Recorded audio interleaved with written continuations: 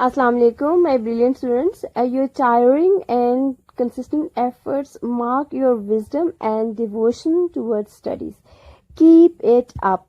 I pray that may Allah Almighty help us to deal with today's hardships.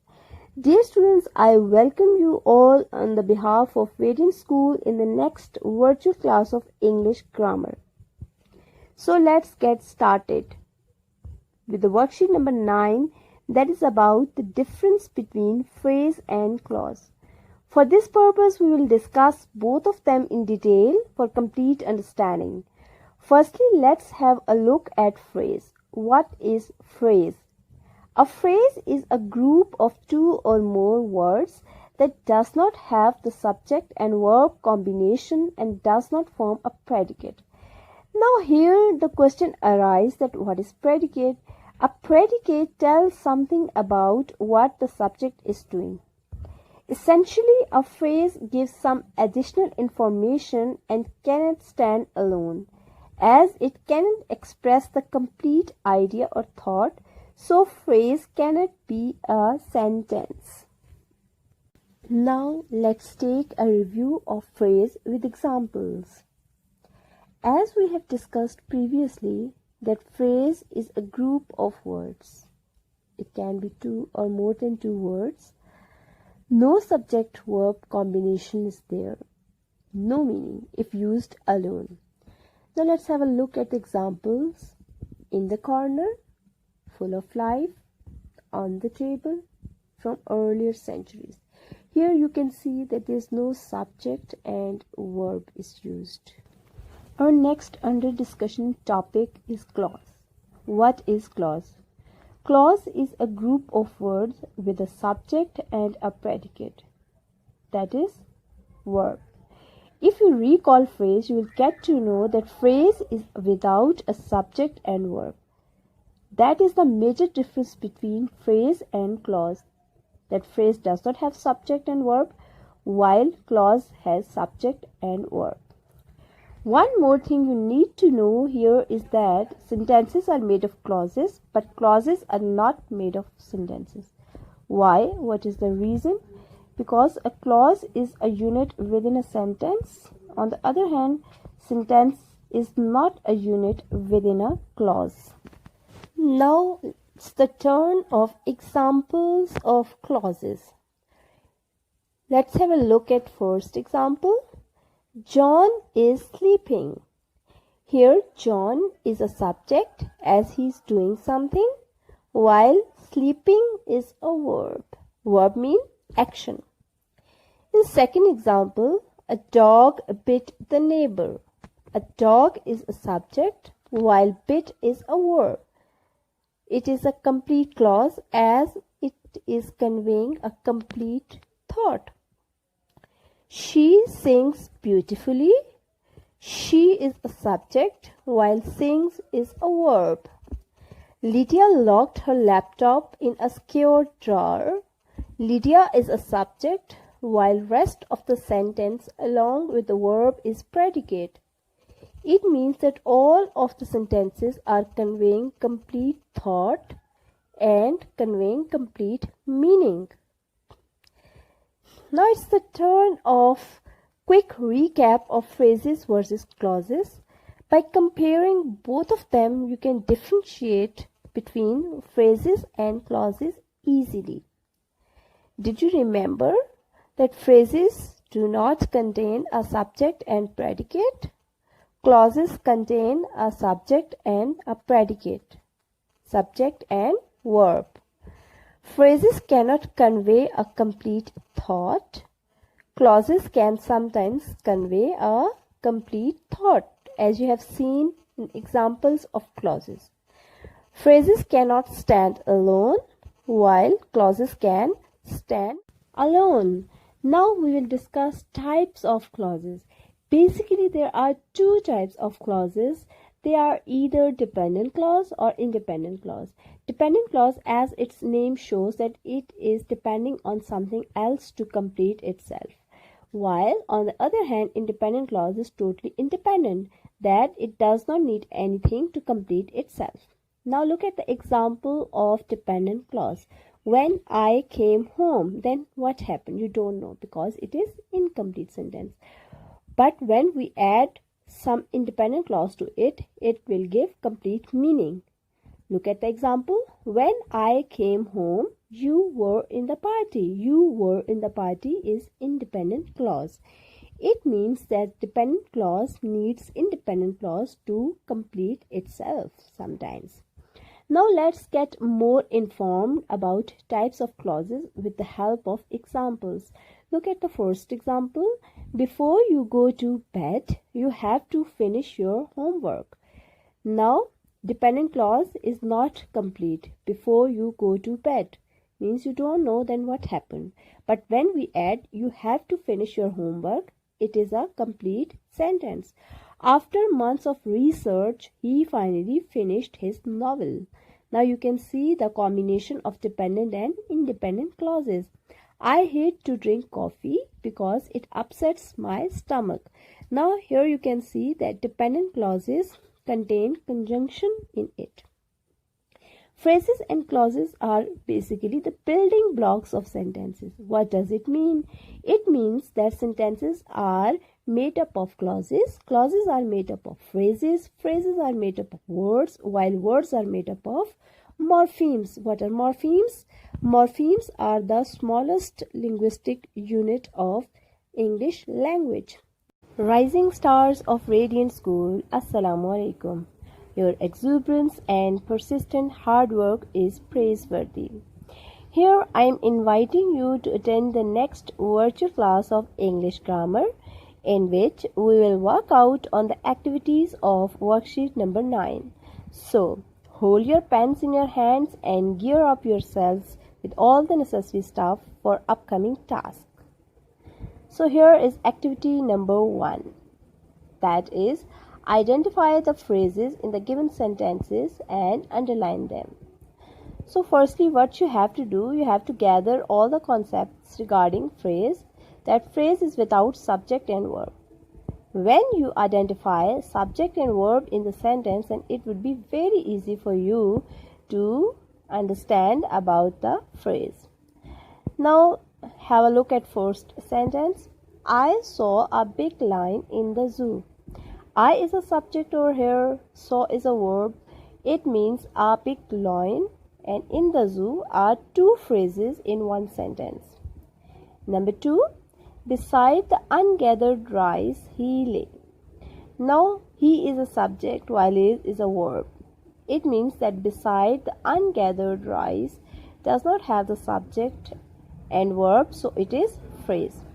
Number 3, they wanted to buy most beautiful toy.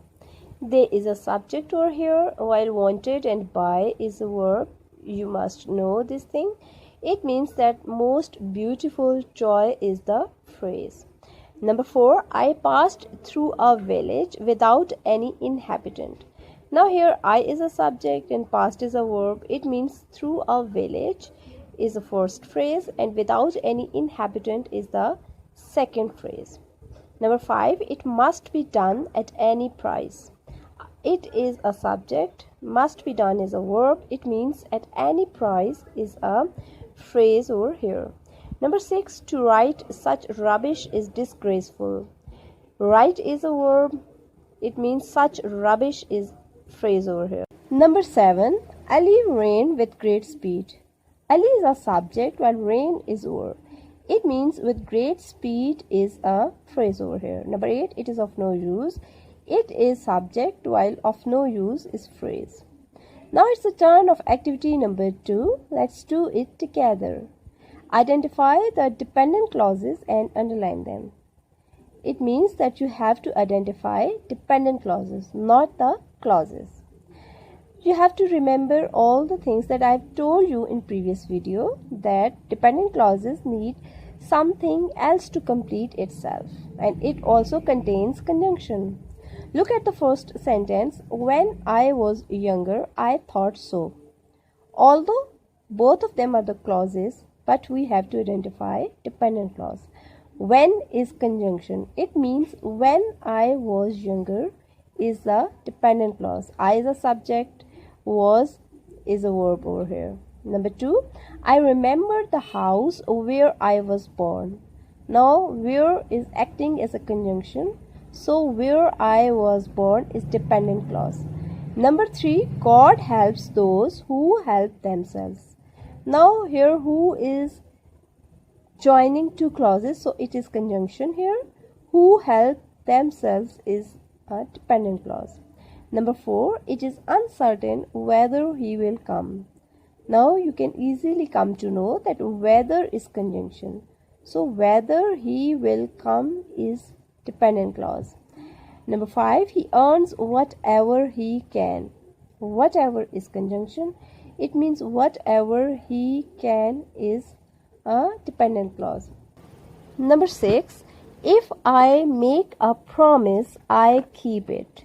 If is conjunction, so if I make a promise is not a complete part of the sentence, so it is a dependent clause. Number 7, I fear that I shall fail. That is conjunction, so that I shall fail is incomplete part of the sentence, so it is dependent clause. Number 8, Mary has a little lamb whose fleece was as white as snow. Now whose is joining two part of the sentences. It means that whose fleece was as white as snow, incomplete part of the sentence, can be a dependent clause. You have to underline it. Now activity number 3. That is very easy for you as you have been doing phrases in your previous activities as well. Fill in the blanks with suitable phrases. Number 1, draw a picture of a beautiful house. Here you can put any other phrase as well. Draw a picture with your pen. Draw a picture of a beautiful doll like this. Number 2, we all hope for the best. Number 3, he failed in the examination. Now here you can put any other phrase as well. He failed in his paper. He failed in physics like this. Number 4, my excellent performance surprised my mother. Now any other phrase can be here, that my poor performance surprised my mother as well. Number 5, he leads a life full of luxury, or he leads a life of a real hero. Both are phrases. Number 6, she has behaved as a child. Number 7, boys with low percentage will not be promoted. Obviously. Number 8, I want an interesting story book. I want a good book. That is also a phrase. You can use any other phrases over here as well. Now it's the turn of activity number 4. Let's do it together. That is, fill in the blanks with suitable clauses. Now it is not a difficult one for you. I am hopeful that number 1, students who work hard get good marks. Now who is acting as a conjunction, so who work hard is a clause. Number 2, I don't know whom should I ask for help. Whom should I ask for help is a dependent clause. Conjunction is whom. Number 3, nobody likes him because he is naughty. Nobody likes him because he is evil, he is bad boy. So you can put any other clause here as I have been telling you previously. Number 4, it was so dark that I could not see him. It was so dark that I could not recognize him. Number 5, this is the book which I like the most. This is the book which I read the most. Number 6, tell me, what do you want to ask? Now you can easily put any other clause over here. Number 7, the dog that barks seldom bites. It is a famous proverb. That is a conjunction. So that barks seldom bite is a dependent clause. Number 8, we shall wait here until you have come. Now until is a conjunction, while you is a subject and have come is a verb. It means that until you have come is a dependent clause. Now it's the time to do the last activity, that is activity number 5. Circle the phrases and underline the clauses. It will teach you the difference between phrase and clause. Number 1, she is standing on the roof. She is subject, standing is a verb. It means it is a clause. You will underline it. On the roof is phrase, so you will circle it. Number 2, he is an author of great versatility. He is subject, is an author, is a predicate. So it shows that it is a clause. You will underline it. Of great versatility is a phrase. You will circle it. Number 3, he is absent because of illness. He is subject while is absent is a verb. It means it is a clause. You will underline it. Because of illness, it is a phrase because there is no subject. Although there is a conjunction, but there is no subject, so it is phrase. Number 4, if it rains, we shall stay at home. If it rains is a clause and we shall stay is another clause. You will underline it. There are 2 clauses in one sentence. At home is a phrase. Number 5, she is drawing a map on the wall. She is subject while rest of the part is predicate, so it is clause. On the wall is phrase. You will circle it. Do you take me for a food? For a food is a phrase. So you will circle it. Do you take me, as it contains subject and verb, so it is a clause. Number 7, in her ear she whispers gaily. She is subject, whisper is verb, it means it is a clause. You will underline it. In her ear is a phrase, so you will circle it. Number 8, I am inspired by the cool shady trees. I am inspired is a clause, while by the cool shady trees is a phrase. Now at the end of today's discussion, here is a task for you, that is, go through the video thoroughly and grasp the main concepts of worksheet. Do all the activities of worksheet number 9 on your workbook in neat and legible handwriting. You have to learn the definition of phrase and clause. You have to learn all the solved activities and do practice on loose sheets. Wish you all the best.